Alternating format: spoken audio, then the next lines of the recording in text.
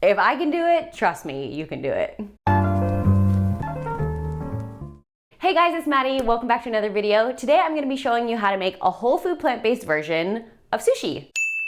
Now, a little disclaimer I would like the record to show, I do not claim to be a sushi expert or even a Japanese food expert, so obviously this is not an authentic recipe for sushi, but it's a really fun recipe to make because it looks like you put in a lot of effort, but it's actually really easy. I don't even use a sushi mat. I find it's also a really good way to use up extra brown rice and or random veggies that you might have lying around. So I wanted to share that with you guys.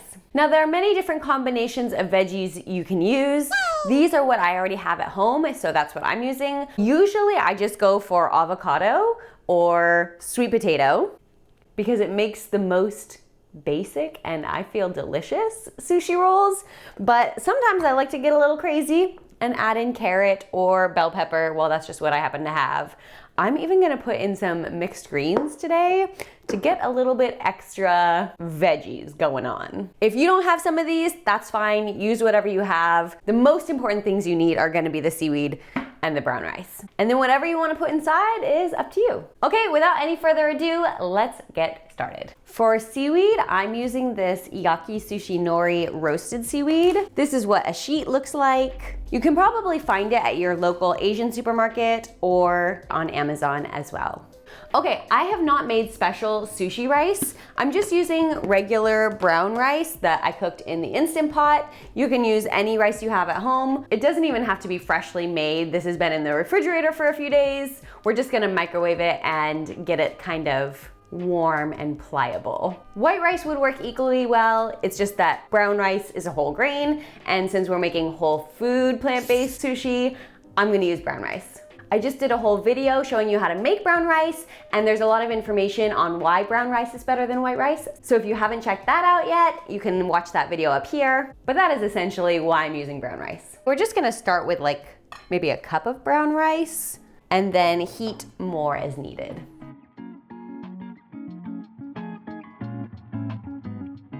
After about 30 seconds, I'm going to stop, take it out, and add in my rice vinegar and tamari. We're doing 1 teaspoon of rice vinegar and just a little bit of tamari, about half a teaspoon. So these are optional, of course, but I just feel it gives it a little bit more of a sushi flavor. You just want to mix that until it's nicely incorporated, and that's pretty much it. Okay, the next tip is just to make the vegetables as small or like thin as possible.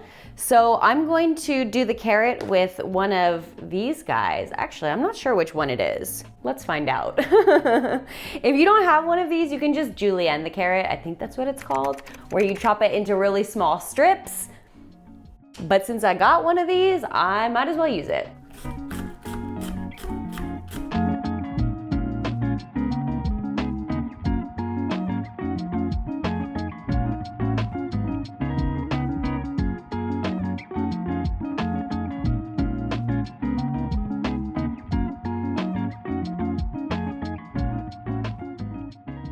It's time to roll. Now, some people will say you need a sushi mat. I'm not one of those people. I have never used a sushi mat. It might make it easier. In fact, it probably does, but I don't even think it's necessary. I just feel that after you practice it a few times, anybody can roll sushi without a mat. The key is to make sure you don't have too much filling, because if you try and roll it as big as a burrito, it will be difficult. But let me just show you a very simple way to roll without a mat. Okay, I have read that you wanna put the shiny side down and you wanna put your rice and toppings on top of the non-shiny side. So I don't know if you can see if there's a difference here, but this side is shiny, this side is not shiny. So we're gonna put the shiny side down, and then we are just going to start loading our rice onto the seaweed.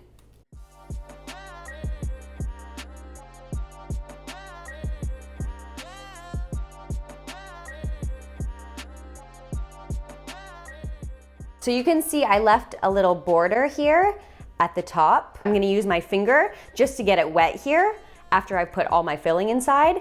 and that will make it easier to close. I'm also just gonna do a little bit of sesame seed on top.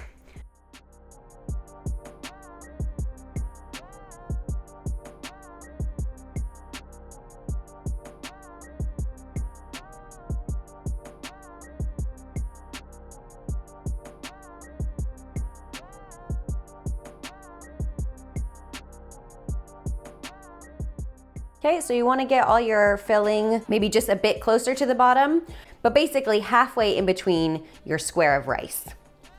And then you just take your edge and roll it over, and you want to pull this down as tightly as possible. So once you have contact between the seaweed and the rice, then you start pushing down and just make it tight. Okay, you can see we're already at the edge. So I'm just going to wet my finger. It doesn't need to be a lot of wetness, just a little bit of moisture to help it stick. And then you just want to let it sit with the seam side down so that it really forms its shape. Repeat that with all of your ingredients until you have made enough sushi to satisfy yourself, and then we'll cut them.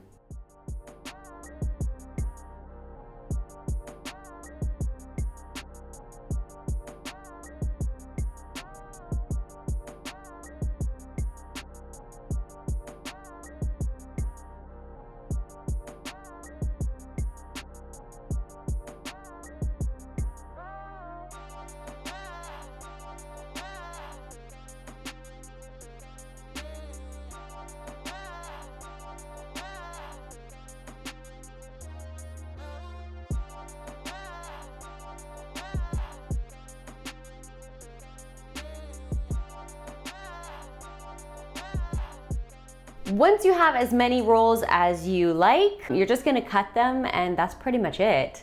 If you have leftover ingredients, which you probably will, for me there's always so much more vegetables than anything else, but I just save them and use them in a salad later, or you can even do like a deconstructed sushi bowl, which is where you take brown rice and put that as your base and then put all the vegetables on top, sprinkled some torn up seaweed on top, as well as some sesame seeds, or just save the vegetables for something else. That's fine too. Cutting these is actually really easy. You just cut them. I think some people say to get the knife wet. I honestly usually don't, but I guess it does help a little bit.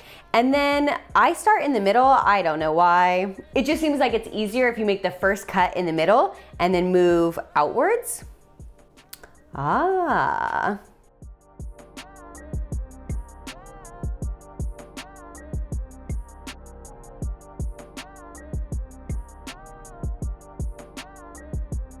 You might have pieces that start to fall apart. That's okay. They're just gonna get eaten. Also, don't feel like you have to cut them into small sushi bite-sized pieces. I mean, it's totally acceptable to eat a sushi roll like this. Let me show you.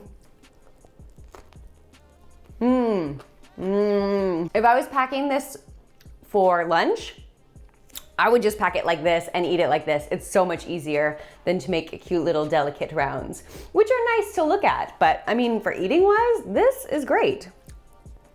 Now, if you want to make a dipping sauce, which I highly recommend, I usually use tamari or some other kind of soy sauce, wasabi, which I just use a little bit of, and pickled ginger. I just try and find the one with the least amount of ingredients.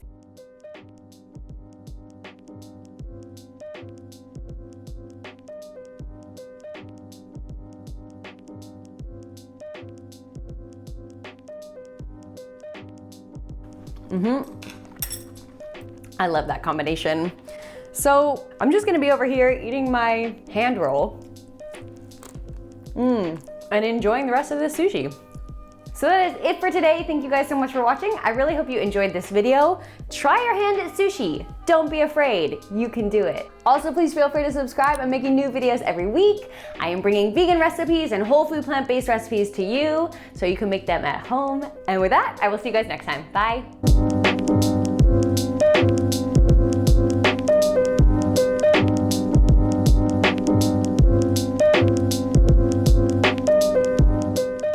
And if you didn't know, sweet potato makes a great snack. Oh my gosh.